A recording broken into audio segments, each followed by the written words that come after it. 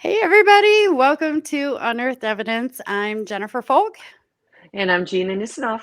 and we are so glad to have you guys back with us. We took a nice long vacation for over the holidays. It was splendid. Hopefully, everyone else had great holidays. But today we're back with Loyd Auerbach. And Loyd, what is it exactly that you have going on? I know that just by looking at your Facebook page, you are like you do so many things, a jack of all trades. So kind of give us a rundown real quick, and then we'll start going with some whatever questions we got Okay. for you. So Yeah. Well, I've been in the field of parapsychology for over 40 years. This will be my 45th year coming up, actually. wow. So for a very, very long time. And I have a master's degree in parapsychology.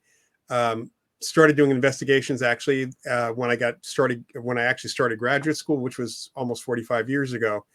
And I mainly these days, and for years, I've really focused quite a bit on education, whether it's through classes. So I've taught graduate school classes. I've taught currently teach online classes through the Rhine Education Center, part of the Rhine Research Center. And those are not, academic per se. I am also currently teaching an annual class on parapsychology for graduate students at Atlantic University. So I've been teaching a lot. I also been focusing on working with the media as much as possible to try to get legitimate, good information out about what our field is about, which is all about a range of psychic phenomena, not just the paranormal. I mean, it's all paranormal. That's the thing is that, Correct. I yeah, agree. others have kind of captured that term but that's a different story. Yeah. Right. So I'm kind of a generalist, looking at all forms of psychic ability and psychic experience. I've worked with people who do psychokinesis. I work with psychics and mediums and have actually for decades. For the last several years, I've been president of the Forever Family Foundation, which focuses on spirit mediumship with evidential mediums as well as evidence for life after death. And I am actually currently president of the board of directors of the Rhine Research Center as well. So all of that comes out of my interests across the board in parapsychology. Although I guess I'm known as a ghost guy just because of books I've written and the fact that I love doing investigations. First, certainly more than being in a laboratory. That's much more interesting to me. Right. So I have a whole number of books out that are most of which are in print, and one of which is about to get back into print. My paranormal case book, which will be back hopefully by the time this airs. And this is a mock-up of the cover. I'm just kind of hoping that Thank Oh, you. sweet. you can see it. Yeah. Nice. Okay. How And many cases are in there, Lloyd? Yeah. How many Excuse me? cases are in there? This is a reissue of my 2005 book, but I'm not adding any more cases. I have added more information about a couple of cases, especially the Moss Beach Distillery. But there's I wonder how many, there's like 15 or 20 cases. I've had hundreds of cases over the years. It's just some of them stick with me, and some of them are really good stories. Yeah. A lot of them are not good stories. And so this volume, and then I'm going to do a second volume. When I was thinking about adding more cases to this one in a second edition, I decided, I've got enough to do a second volume.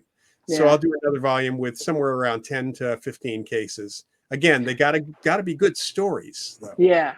So a lot of people don't know this, but Lloyd and I actually did a ghost hunting case together. Do you want to tell them about that, Lloyd, about the Durant Hotel? Well, you shouldn't have mentioned that. I don't know that we're allowed to mention the name of the hotel. There's this hotel in the Bay Area. It's an old hotel, not ancient, certainly. It's not one of the older hotels, but it's a pretty popular hotel. And they had, at the time that you found out about it, I think you were working for them. Yes. It had been 27 years of activity, according to some of the maids and the housekeeping staff and a couple of security people. So that's a long time to have activity for nobody to know about this place at all. But the stories that they told, the experiences that they talked about were right in with what we see in long-term haunts, especially when there might be apparitions present. didn't seem like anybody was afraid. No. Occasionally freaked out. I'm sure some of the people staying there might have been a little freaked out. But what was interesting, we had Annette Martin with us, who was my psychic medium investigations partner until she passed away in 2011. And also Pamela Heath, who is one of my parapsychologist colleagues and is also quite psychic. And they were picking up on all sorts of stuff as well. So it was a really interesting situation. I still have the audio recordings and such. Maybe I'll write that up and change the name of the hotel or so. I don't know if we have permission to do. Remember, if the manager said not to use the name at that point. Do you know if they sold because they did sell? Okay, so I guess we can talk about it now. So at that time, I was pregnant with my daughter. I remember. That's right. Yeah. I was very pregnant. That was a little while ago. Yeah, it was a while ago. Let's see, Mia's 16, so 17 years ago. And they were trying to sell the hotel, so they said, "Please don't tell anybody about this." Which now anymore, it's usually a draw. There's a lot of people that. Well, the thing is that it's the hotel where it is, especially, is near a university, and it stays busy. I don't think they really need or want they certainly didn't want ghost hunters crawling all over the place at the time. The coolest thing, and I don't know if you were there, Gina, when this happened, but Annette and her husband and I and Pam, a couple other people were in the restaurant bar area, and we're talking about things and finishing up talking to the manager. And we go towards the door, and the door was not an automatic door, if you recall. Yes. And the door opened up right in front of Annette. Yeah. And there was no wind. There was no way for this to open. And Annette just basically said, "Thank you," when you continue to walk along. Yeah. So yeah. That's I remember saying, "Oh man, I feel so sick when I go into this bar. Like there was areas I couldn't even walk in. I felt physically ill." And then to come to find out, there was that tragedy that happened in there that explained a lot of it. And in that section of it as well. Yeah, but obviously, whoever opened the door was very polite. Oh yeah, they were all very nice. Yeah. So tell us what you're doing now. Well, I'm about to start. It sounds like not sleeping. It sounds like. Well, it sounds like a lot, but because I actually have a full-time job also, so which is not parapsychologically involved, although I occasionally do ghost stories things for some of the law firm folks that I work with. That's cool. I'm teaching. We just started teaching a class for Atlantic University, my annual class for them on it's kind of an overview of parapsychology. I'm going to be prepping a class along with two other classes to teach for the Rhine Center starting the first week of February. And one of them is, in fact, the basic field investigations course that we have. And that one, there's actually a second core part of that, but we actually have certificate programs now. We have a basic parapsychological field investigator certificate program, which is a bunch of different courses, and we then add to that for kind of a scientific paranormal investigator certificate program. Are those online? They're all online. Yeah, all the classes are online. Most of the classes are 8 weeks. Once a week I do a lecture, or John, whoever the instructor is, John Kruth, who is our executive director as well, does a lecture, and we record it. And so I'd say that a small number of the students attend live. They're in the evenings. And then people see them, can watch the recordings later on, and they can either take it for fun or for a grade. Okay. If they take it for a grade, it's towards the certificates. And, so the idea is trying to give people an education, a wide range education in parapsychology. So there's quite a bit that covers experience. There's quite a bit, in the field. There's on phenomena. In the spring, I'll be teaching a course looking at the evidence for life after death and consciousness as one of my classes. I'll also be teaching a 4-week class in the spring, which will be on developing your ESP. I teach that every year. This time around, I'm teaching the field investigations class. I'm teaching a class, which I haven't taught in like 5 or 6 years, called Dreams and Altered States of Consciousness, looking at all sorts of things, including psychic dreams. Yeah, and then I'm teaching a 4-week class. So interesting. Class. Excuse me? That is going to be so interesting. Actually, because everybody always wants to know, what does this mean? I've had this crazy dream about this, and I'm tied up with spider webs, and it's like, I know I check every once, I Google check, which sucks, but Yeah, well, the thing about the dream dictionaries and dream analysis like that, they're kind of BS. Sorry to tell you this. Yeah. Because a lot of them plagiarize older dream dictionaries. And not surprised. Yeah. Not at all. Then you have the different psychological perspective. You don't want to look at a Freudian dream dictionary because it's overtly sexual. Very. And then what an artichoke means to me in a dream means something very different than what it might mean to somebody else. Yeah. Or in one of those dream dictionaries. Well, I remember reading your book, Psychic Dreams, and that's actually how I learned about you. And I remember reaching out to you after because I was having all these dreams. And I was like, who is this guy? Oh, he's local. Okay. So yeah, anybody who's interested in a very good psychic dream book should definitely pick up that book. Yeah, Psychic Dreaming is in print. It's still available. Yes. So, I do recommend that. I recommend all my books. Where can we find them? Well, most of them can be the ones that are in print can be found on Amazon. Okay. Amazon. Are you self-published? Some. A couple are self-published. There's books, Psychic Dreamings from Llewellyn. ESP Wars is from Crossroads Press.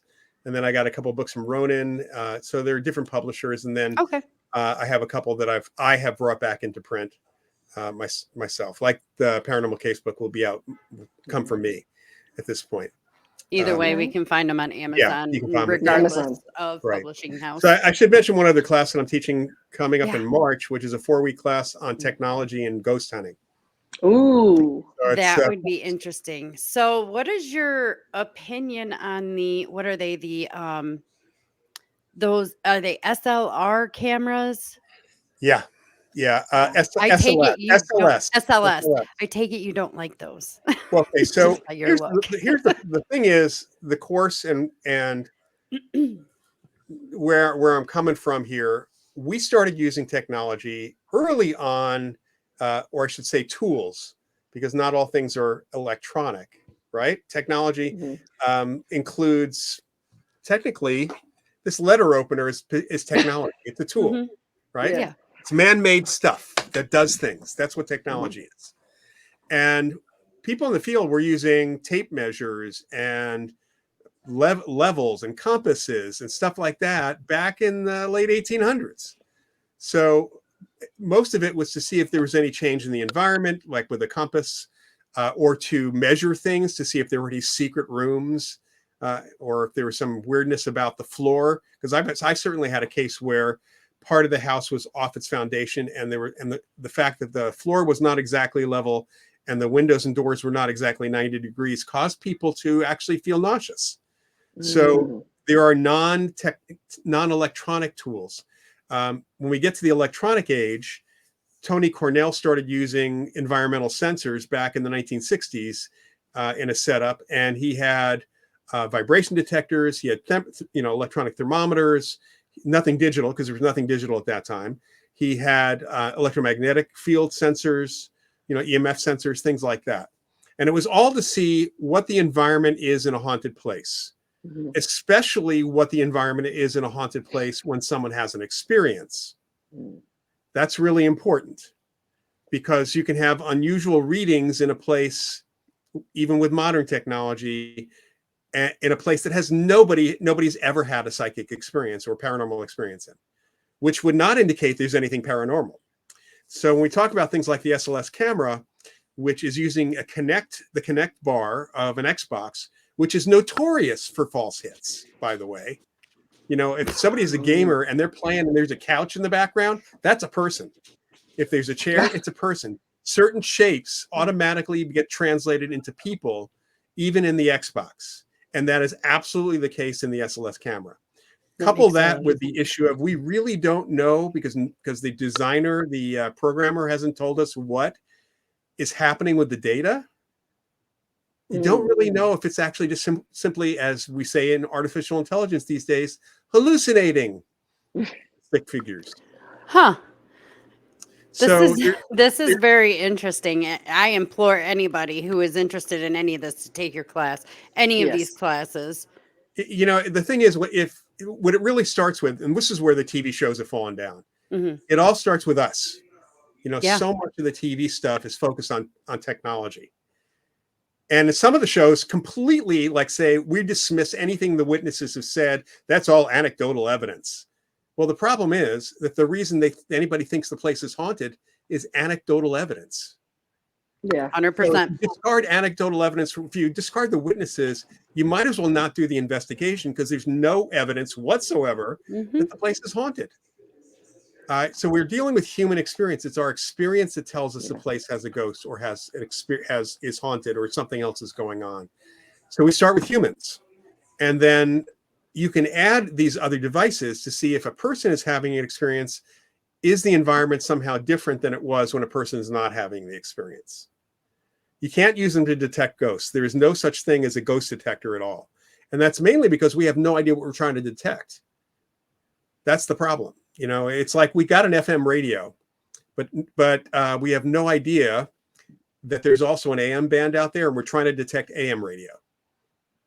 Unfortunately, our devices will only detect FM radio because we don't even know what we're looking for when it comes to AM radio.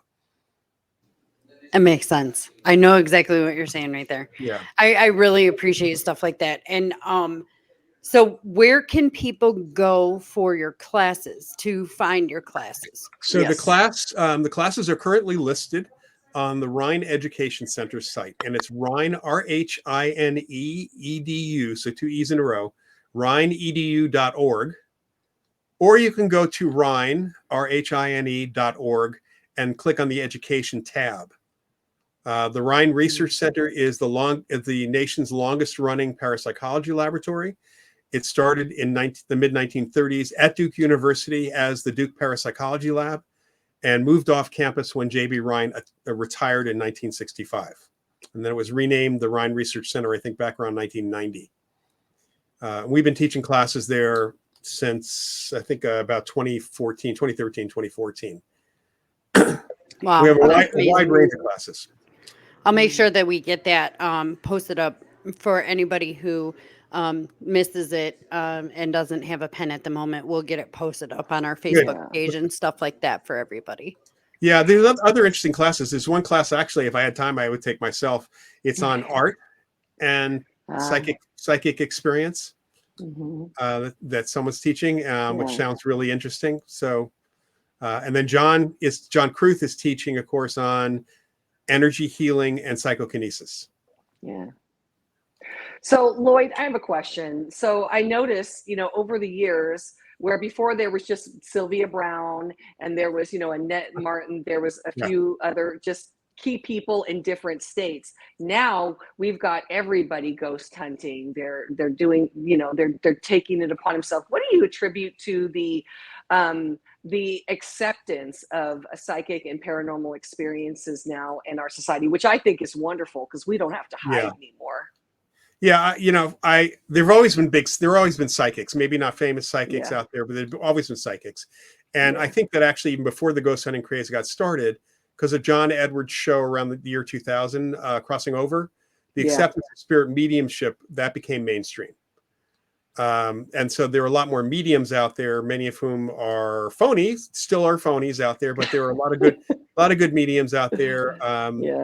They may not be tested by someone, but I think it's always important for any psychic to really look into their claims, before you spend any money on them, unless you're going for fun, in which case they should be fun. The ghost hunting thing, it really, there have been people who were interested in ghosts and doing investigations who were not parapsychologists. Hans Holzer himself wasn't a parapsychologist to start with. I think he kind of got enough knowledge eventually to call himself that, certainly. And then there are other people I know who were doing investigations before me, but they have no connect. They didn't have a real connection to parapsychology, but they were following the field, reading, learning, and really being careful about what they were doing. We had occasional ghost hunting segments on Unsolved Mysteries. Even before that, In Search Of had a show, a couple of episodes that covered it. It wasn't a new thing. And then sightings, Carrie Gaynor and I did a lot of episodes of sightings in the 1990s. There were a whole bunch of other shows, but until Ghost Hunters came along, I don't think it didn't capture the average person's interest for people to go out and start doing a lot. Although again, there were groups. I knew that Ross Allison, who's up in Seattle, has had a group. His A Ghost group started, I think, in the 1990s. In fact, so there were people who were, again, very interested. But again, they looked at the research. They looked at the history. They looked at all that. Suddenly, we got a TV show where a couple of plumbers are doing investigations, and they don't even say anything about parapsychology. They don't point to anything. They don't even use psychics initially. They don't point to anything where anybody needs to know anything. They got gizmos, and basically it's a suggestion that anybody can go and do this with no knowledge whatsoever. Well, and that leads me to my next question. People in the audience who may be watching us or listening to us on Spotify, what would you tell them if they wanted to get into ghost hunting or paranormal investigations, which I find that more professional than and more serious sounding than ghost hunters. Yeah. But what would you recommend? What would you recommend that they do to start? Well, again, there are courses like the ones that I teach. There are also a couple of my colleagues who teach as well. Kieran O'Keefe teaches an online course out of the UK. They should know that there is actually a history here. I mean, I think one of the things they can do right off the bat is pick up a book called The Ghost Hunters by Deborah Blum, which was a New York Times bestseller, by the way, for a short time, years ago. It is about the original ghost hunters, the original investigators for the Society for Psychical Research. It reads like a novel. It's a book about history, but she wrote it like a novel. So you got to know the people and the thing. It's a really great book, and it talks about the evolution, why they did it, what they found initially, all of that. I would start with something like that if they didn't want to start with a book written by someone in the field. But the thing that I would say is really important is to look into what the people are who are writing these books, what their background is. And if they're not connected to the field of parapsychology or to what's called psychical research in the UK, if they're not connected in that way, I would say just find another book, find another source. One great source, there are two short guidebooks by Stephen T. Parsons. They're both available on Amazon. One is simply a guide to investigating spontaneous cases. We often talk about these as spontaneous cases of apparitions, hauntings, and poltergeists. The other is a book specifically looking at technology. Or you can get his much longer book, and those books are both fairly short. His longer book called Ghostology is a great book to start, especially if you want to use technology. But it also has very basic stuff in it. My book, ESP Hauntings and Poltergeists, is still available, as is my written for a wider audience ghost hunting book. It's called Ghost Hunting. So those books are available as well. And so I would start with that. And I've talked to a lot of people who instead simply try to do what they see on TV. Yeah. And that is, even if you're serious about your interests, that's a bad model. Because television production has nothing to do with reality, no matter how much they call it reality TV. Television flat out is for entertainment purposes only. Right. Even the news, unfortunately, a lot of times. Yeah, sadly. There is no such thing as reality TV. No, there's not. There's some people who have been trying to figure out if they can call it actuality TV and make it more reasonable. But I talk to people about this because my family background's in television. I grew up in a TV family, and I spent a lot of time growing up behind the scenes at TV shows. Occasionally worked for NBC Sports when my dad was working there, was a VP there and a producer. So I've seen a lot over the years, and it really boils down to when they talk about reality shows, they are unscripted, which is how they get away with doing them without the Writers Guild getting involved. You're right. But there's a director or someone who figures out what the storyline should be.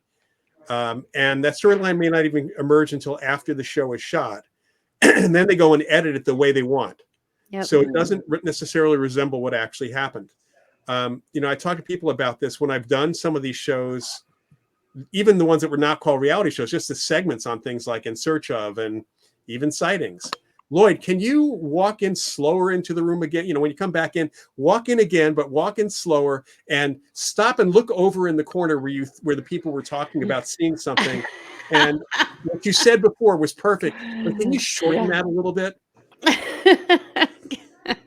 Yeah. When you talk about the Real Housewives shows.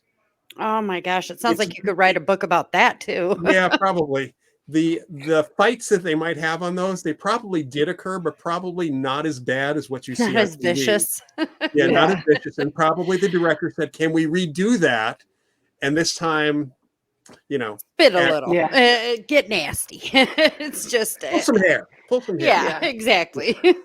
Well, I was going to say, Loyd, I've taken your classes and they are absolutely wonderful. And what a lot of people get, and they're very rich, it's not just about investigations and ghost hunting. It actually goes into different things. I was hoping that you can share some of that with them. I'm going to bring up a few topics I think everybody might be interested in, because the paranormal is so wide, such as you brought up time slips and things of that nature. Can you talk? Because I thought that was so fascinating. I mean, you have, we have the three basic phenomena that we talk about as parapsychological, which are apparitions, the idea of consciousness surviving death, right? The dead guys, right? They are interactive. We have hauntings, which are, or what people call residual hauntings, which are the most common thing. In fact, so common that I would guess that anyone who's ever looked for an apartment or a house has experienced one without knowing it, because you've picked up the vibes, the emotions when you walk into a place. And that is residual psychic imprint of emotions of the people. Has more to do with the living, because living leave impressions behind, dead do not. All right. And then we get to the poltergeist phenomena, which is purely physical and relates to living people. So that's psychokinesis, unconscious.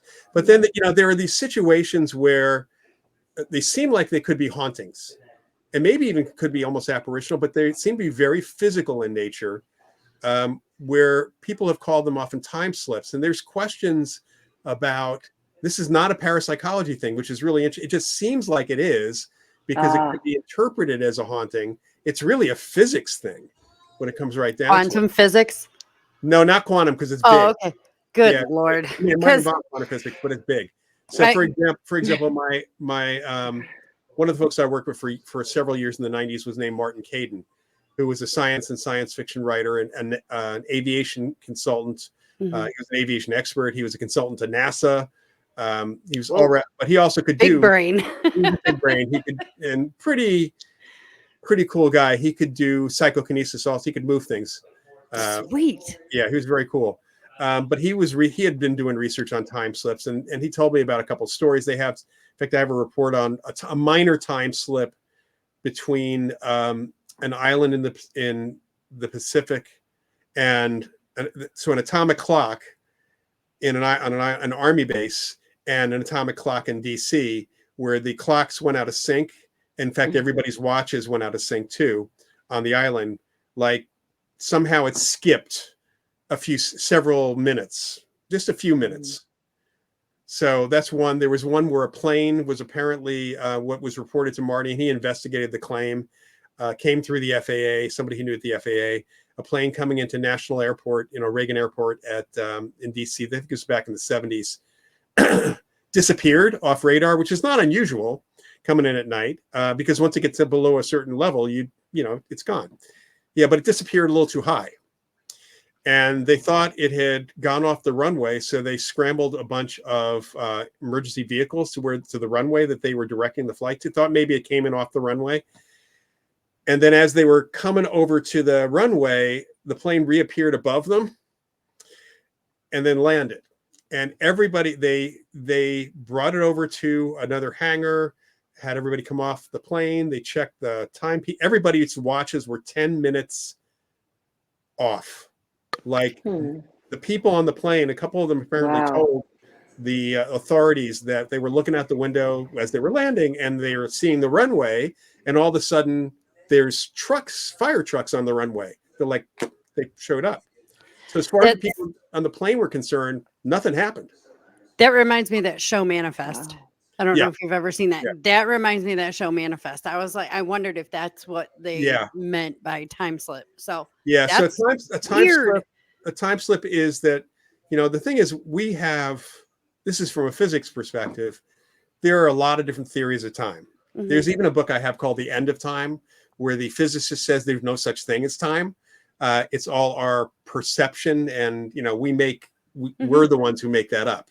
Yep. But Einstein clearly showed in his theory of relativity that if you have two objects going at different velocity, and one of them's going a lot faster than the other, that the time passes slower on the faster object than it does on the slower one.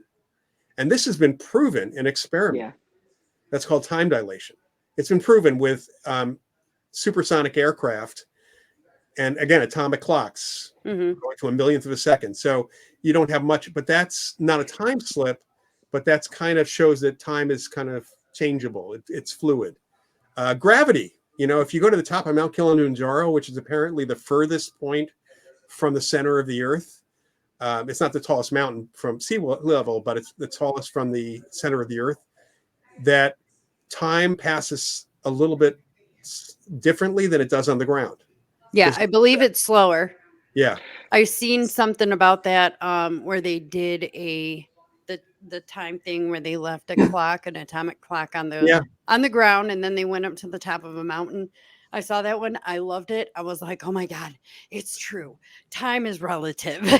Yeah. Time is relative, not only, you know, psychologically, but it's definitely relative physically too. Right. So, you know, there's a lot of weird stuff in the universe. Yeah. You know, I both love and hate when people talk about everything, you know, the paranormal being related to dark energy and dark matter, as if they know what that is. Right.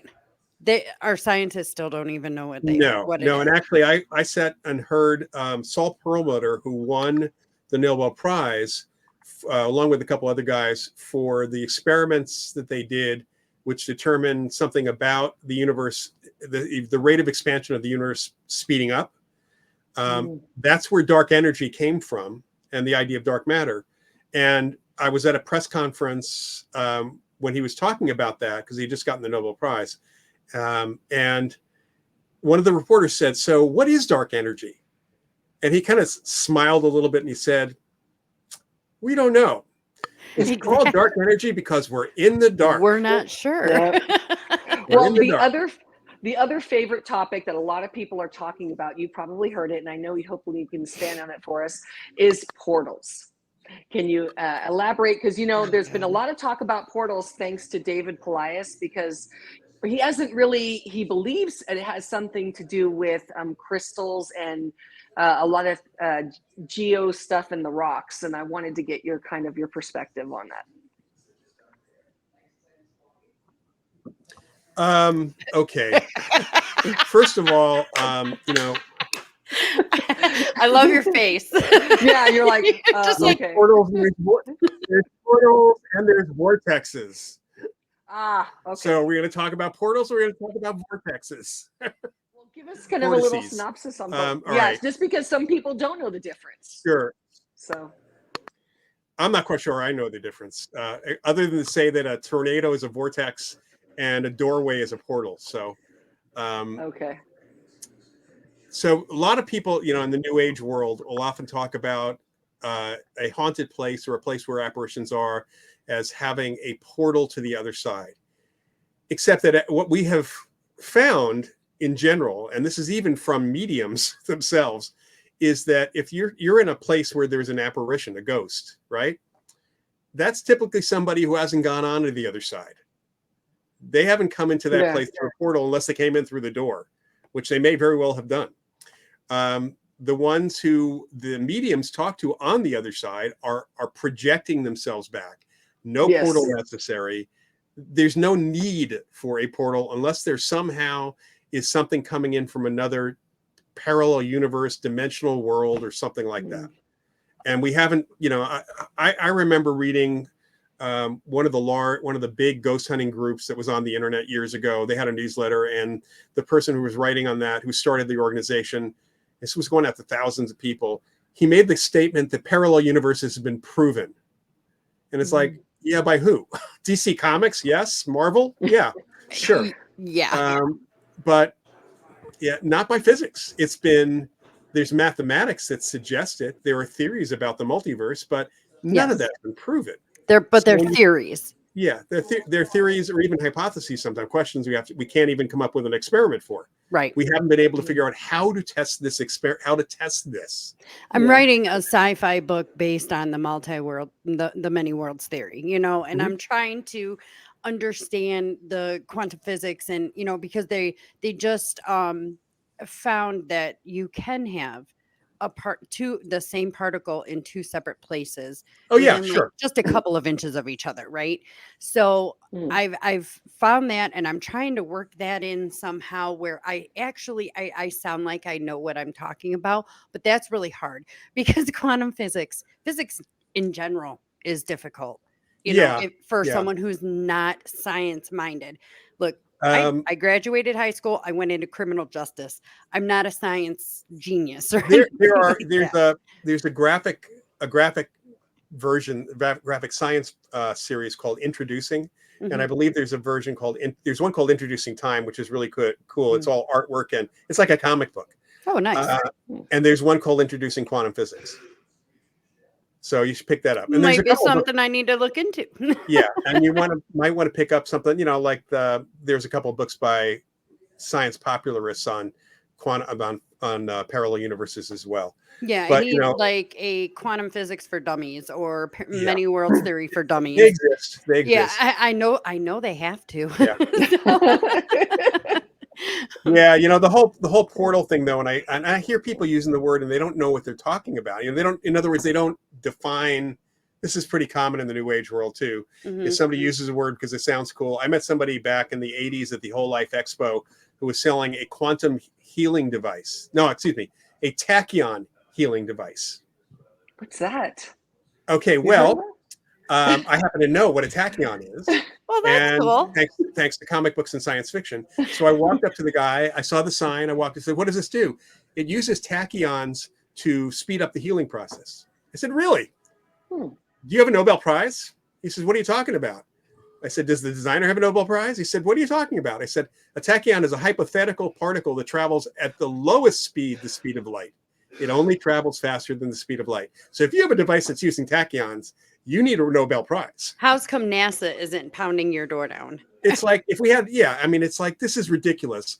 People, and my friend Ed May, my colleague, loves to needle people about the idea of a quantum leap in science. He said a quantum leap is the smallest leap you could possibly take. Because quanta are subatomic.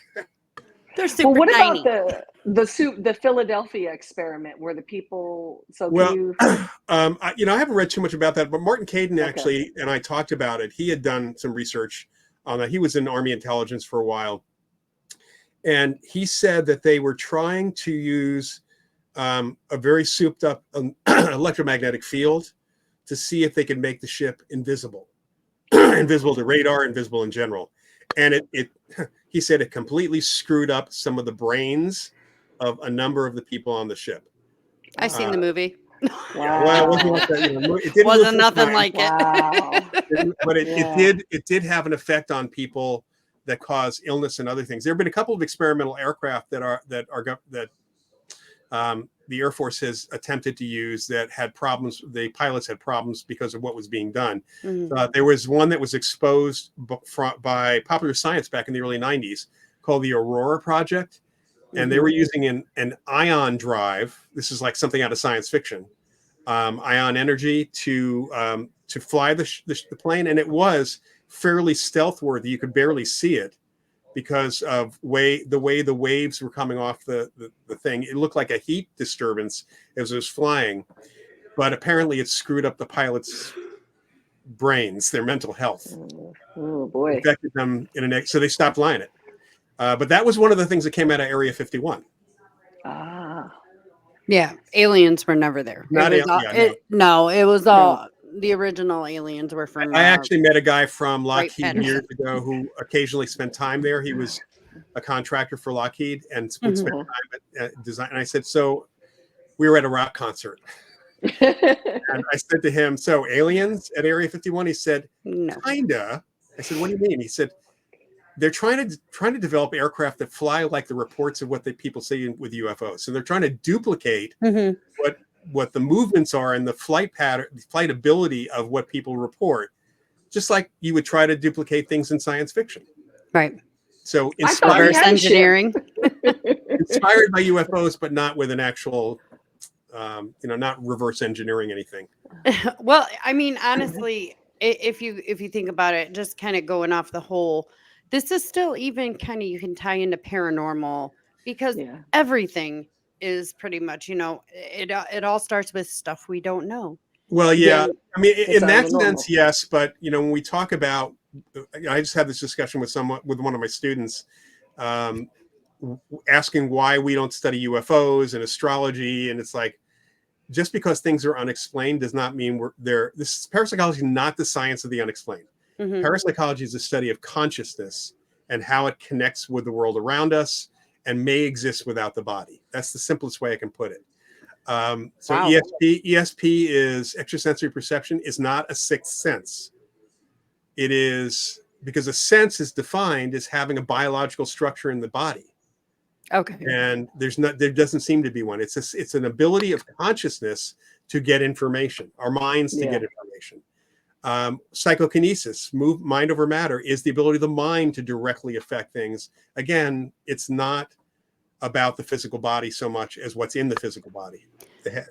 Or the brain. And am I under the correct assumption when I say everybody has this? Yeah. Everybody has some aptitude. It's like everybody, even the least creative person you possibly know, has some aptitude for creativity, and was probably told as a kid not to be creative. So yeah. Okay. I actually knew a guy who was working with a remote viewer, who was working with law enforcement. Actually, they were both working with law enforcement. The one guy was working, I'm about to mention, was working with the IRS and organized crime. And he basically, he called himself an intuitive accountant. And what they would give him documents and like the books from these organized crime families and stuff.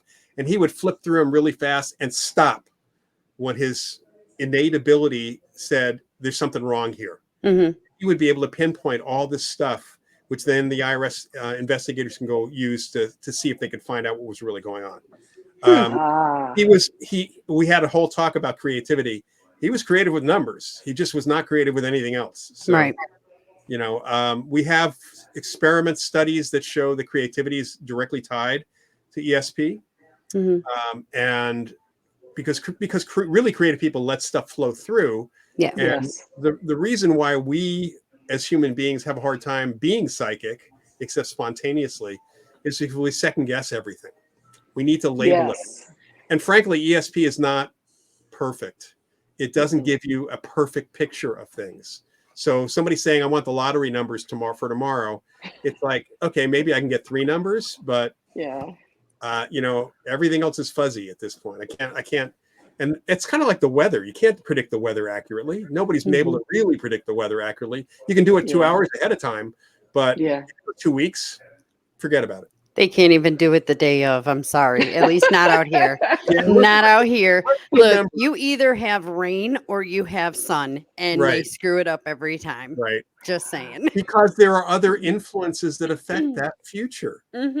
And the models are not good enough. And even with AI, I don't think we're going to get to the point where we can predict it very well. But it really boils down, when I hear skeptics say, how come somebody can't predict the future accurately? I said, well, how come stockbrokers can't predict the future accurately? How come weather guys, meteorologists, meteorology is a physical science.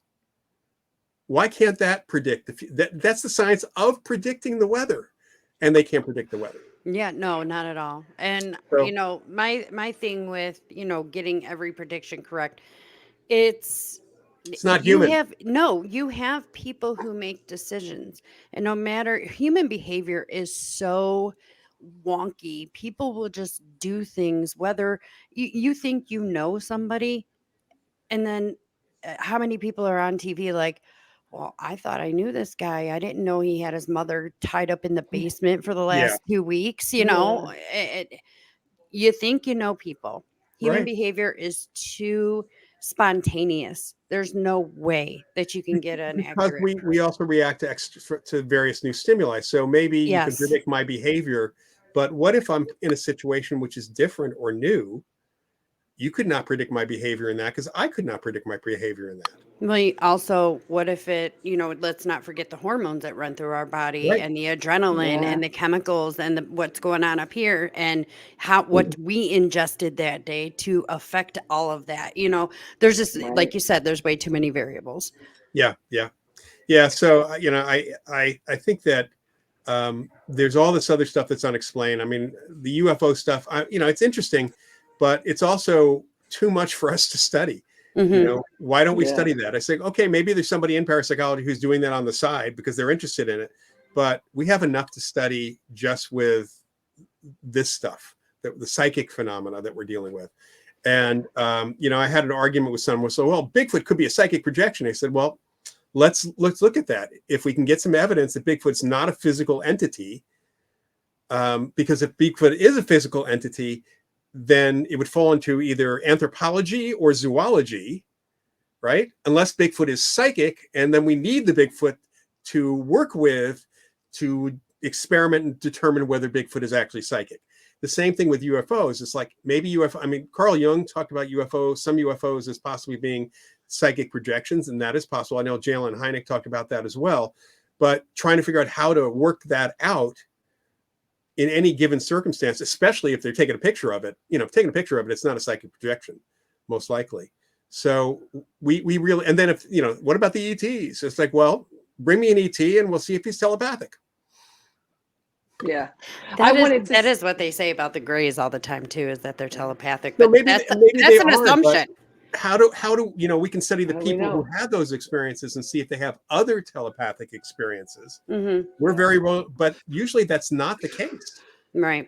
Sorry, Gina, So- I didn't mean to cut you off. Yeah. No, it's okay. I wanted to tap in and just get your perspective on this. So, I've been a reader. God, I grew up psychic, and then picking up and speaking to the dead telepathically. That's how they speak to me.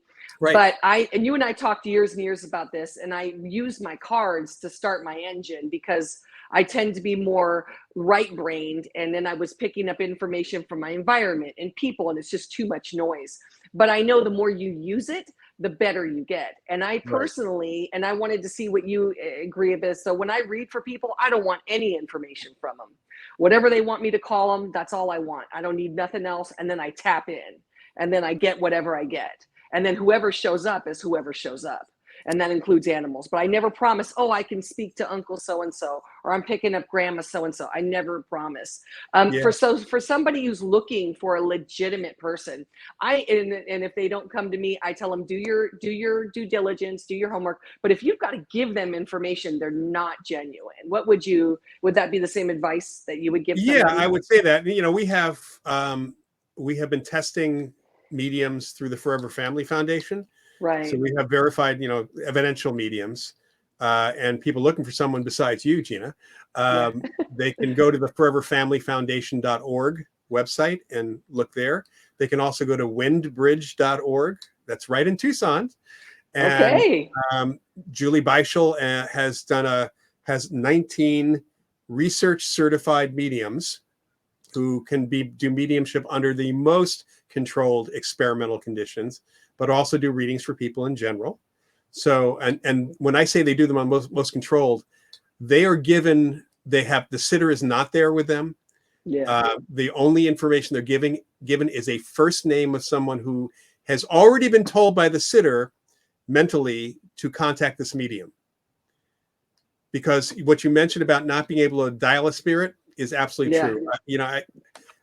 When we have our grief retreats or other meetings for the Forever Family Foundation, sometimes we get evaluations for the retreats, and we do a lot of have the mediums do readings and things, and it just really bothers all of us when somebody gives a really bad rating to the medium because they didn't contact the person wanted, sitter wanted. It's like, I wanted to talk to my mom, but my dad came through. And this actually happens. We see this in group sessions too. The person's mother comes through or something like that, and the sitter says, "Oh yeah, that's my mom, but I don't want to talk to my mom. I want to talk to my dad. Bring my dad through." They don't have control of that. No, and the medium then says your dad doesn't want to talk to you. Yeah. Or your father's not available. It's like you Yeah. call somebody's house. Mhm. This is not, in the landline days, you call somebody's house Yeah. and there's a family there and you want to talk to one person in the family. Well, they're out. You want to talk to me? No, I No. want to talk to Bob. Well, Bob's not here. So you So can you either have talk your- to me or hang up. Right. So you have your live where people can join you. Is it on your Facebook group, or where are they joining you to get their questions answered? So I do an every other week, every other Sunday evening, Okay. Ask Professor Paranormal live Q&A. It's on YouTube now. Oh, okay. Used to be on Facebook. I got tired of the Facebook interface. It was a real problem. So I'm on Yeah. YouTube. The next one is on the 21st of January and then the 4th of February. They're generally every other Sunday unless I have to shift because of a commitment out of town. And it's an hour and folks just ask me all sorts of questions. They can go to the YouTube channel and all the previous sessions back through August have been recorded. So you can, sometimes the same questions come up from different people every week. I got one person who occasionally asks the same question every week just to see if my answer changes. I think that's what he's doing. Either that or he's trying to fill time for me and he can't think of anything otherwise. I have a few regulars who kind of come. But I've been trying to do this to get the word out to answer some legitimate questions like the portal. The vortex thing was related to Sedona and energy vortex, like spinning energy, which may be geomagnetic energy. I mean, there is magnetic energy from the earth, which does affect us. Quite a yeah, I live a few hours south, quite a few hours, but a few hours south of Sedona. So I haven't gone up there yet and I want to. Well, I mean, historically, it's not as special as everybody thinks. It was actually promoted to be special we actually know who did that years ago to make Sedona, because this is a person who was doing big seminars on reincarnation prior to the energy vortex seminars. And apparently the attendance was petering out. So someone came, I don't know if he did, but someone came up with the energy vortex thing.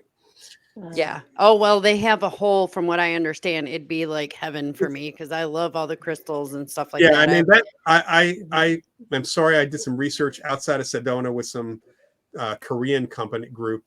And I never got a chance to go into Sedona and, really look around. I would have really loved to have done that just for it's very, very new agey, very, crystal shops all over the place. Yeah, I mean, I don't agree with a lot of new age stuff, but I love going into new age shops. Yeah, I there's some things that I'm like, that doesn't even sound right, but I stick with whatever feels right that comes in and go with it from there. But I'm definitely interested in some of your courses. I cannot wait. So I do want to find out though, we can go on rhineedu.org, RHINE-EDU.org for your classes, correct? Right. Okay. That's correct. And then what is your YouTube called? It's called Ask Professor Paranormal. So it is youtube.com/@ because they're using the @ symbol now, at Ask Professor Paranormal. Okay. Okay. And then your books can be found on Amazon. On Amazon under Loyd Auerbach. Loyd Auerbach. Besides the nonfiction books, there are currently 2 paranormal mystery novels I co-authored, which are somewhat loosely based on me and some of my cases. Sweet. And we have a 3rd one coming out later this year. So they're called Near Death is one of them, and the other Near Death, 2 words, and Afterlife is the second one. They're both rainy day investigations. Ooh. Okay. Sounds good. So they're fun. I wrote there's a little bit of actual nonfiction at the end of each of the books explaining what the phenomena was in the books for real. Oh, so you guys ended up finding out. I guess that was the question that I had. How often do you find out that it's something like, I don't know how often you do investigations, but when you have done them, how often is it that you're finding out that it's just stuff that goes bump in the night around the house? Overall, over the case, a lot of the case calls I used to get, I don't get many, really any. I get emails once in a while from different people in the different parts of the country and farm them out to my former students in different parts of the country. Right. I'd say probably about 10% of them when they called originally, because there were hundreds of calls over the years. Mm-hmm. In the pre-interview I did with them, when I asked them certain questions, it came to the conclusion that there was normal phenomena happening, Mm-hmm. normal explanations. I would tell them what to look for, and they would find it. And then when I went out on cases, there were very few cases that were only fully explainable, but there were a few. In fact, I have a couple of really good ones in the paranormal case book. Okay. One of them was a squirrel making noise in an attic, and the attic acoustics, the squirrel pushing nuts across the uneven floor of the attic, and the acoustics of the attic, it amplified it to the point where down below on the floor right below, it sounded like footsteps. Oh, wow. Oh, wow. That was very cool. And then the other one had so much structural stuff in the house. The house was on the other side of the hill from a landfill, and methane gas was seeping up. There was high static electricity because of power lines. Methane gas was catching on fire, like little fire bursts. They my were gosh. feeling dizzy in the structure. And then the power lines were giving off a low frequency hum and a high frequency hum, both of which made them a little anxious, and also saw shadows out of the corner of their eyes. That was a complete environmental nightmare for them. That sounds like it. Yeah, but I mean, unfortunately, they couldn't get anybody else to come out.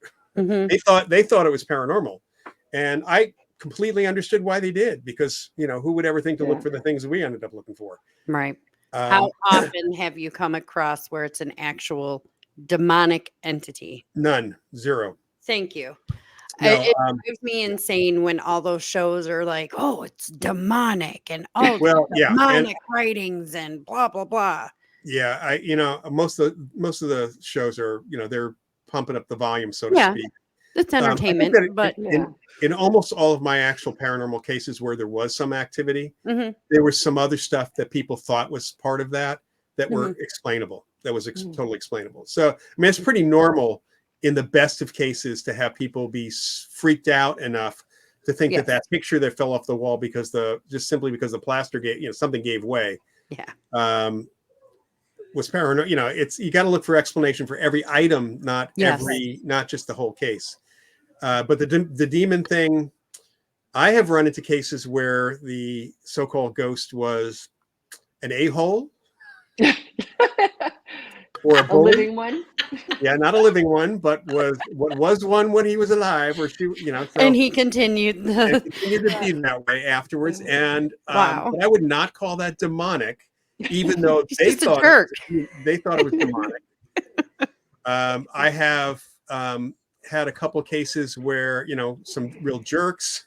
We had a peeping Tom case. I've had one case where people thought there was a demon there, and it's like, well, why do you think there was a demon there? Well, aren't all ghosts demonic? It's like, well, what's the ghost doing? He's standing over in the corner, just gesticulating to us like he wants to talk to us, and that's demonic because. Right? Have you talked to him? Yeah. Yeah. What do you want? I had somebody tell me that the ghost pushed him down the stairs, so they must be evil. I said, okay, how do you know it was a ghost? Well, I fell down the stairs and the ghost was right there at the bottom of the stairs. I said, wait a minute. The ghost is at the bottom of the stairs and you fell down the stairs? Your math isn't mathing. I don't think the ghost pushed you. I think you were freaked out when you saw the ghost and you tripped. It's just really based on looking back over 100 years of stuff. The stuff that seems to be really bad, because there is really bad stuff, is not because of conscious entities. It is because of something bad that happened there, and there is an imprint of that activity and that emotion. One of my earliest cases for sightings included folks seeing, the couple who bought the house knew that it had a murder in the building. All right. A guy knifed his wife in the living room. They didn't tell any of their relatives, but the relatives every once in a while would say that they heard a woman scream and they saw this happening. And they described this scene where this guy was standing over a woman, stabbing her. And then when it looked like she died, the whole thing disappeared. Here's the problem. The guy was in prison. It was a replay. So how is he there even? Are you saying he was not there? He wasn't. Right. But how was he was alive though? It was an imprint. it's an imprint. The thing is that, you know how you can watch a movie from the 1930s? Mhm. Okay. You think Same anybody's thing. still alive from that movie? No. I mean, some people might be. It depends on how old they Okay, were but when they the made the majority movie. of people, they'd be dead, right? Mhm. Were Hmm. they dead when they made the movie? No. No. So you're saying it's just like it's like a It's a film. It's recording. Yeah. imprinted on the Yes. land or on the house. Yeah. Someone doesn't necessarily have to be dead in order for it to play out. That's right. And actually, we've Okay. had many cases. I've had one of my earliest cases was definitely an imprint of people who are still alive. Okay. Yeah. And I've had, That's good to know, yeah, and because yeah. that's a misconception. It has, hauntings have nothing to do with death. They have to do with what people, the living people did and what they felt in that place Hmm. when they were there. Yeah. Thank you. I'm going to tell you right now. This is amazing. I am so excited.